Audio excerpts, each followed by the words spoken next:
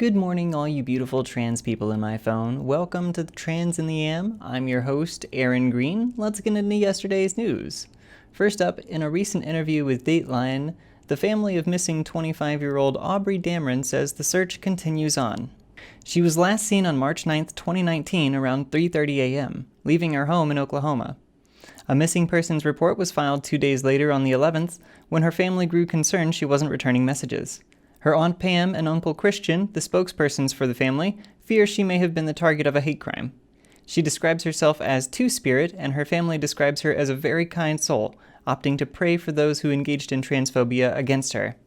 More than 2 years later, the family still has not given up on the search. Anyone with information about Aubrey's case is asked to call the FBI at 918-664-3300 or the Cherokee Nation Marshal Service at 918-207-3800.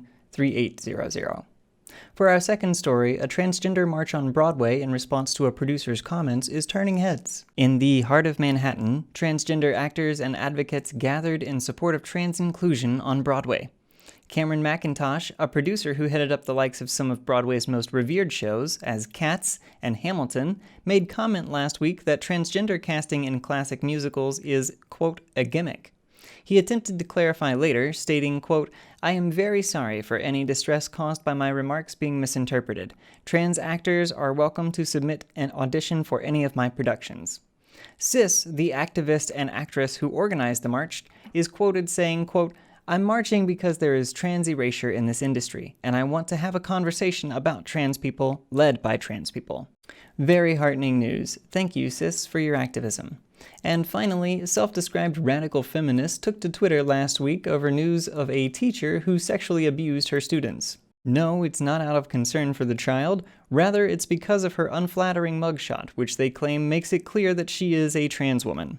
KRYSTAL Jackson, a 39-year-old teacher in California, was arrested this past Friday, accused of assaulting a 14-year-old boy 3 times. She is facing 4 counts of rape, as well as other charges connected to the alleged sexual abuse of the minor. A woman who claims to have grown up in the same town as KRYSTAL says that KRYSTAL is a, quote, cis-hetero woman. That isn't stopping the gender criticals, who are all but asking for pictures of her genitals as proof. For a group that can always tell, it's funny watching them trip over themselves with this one.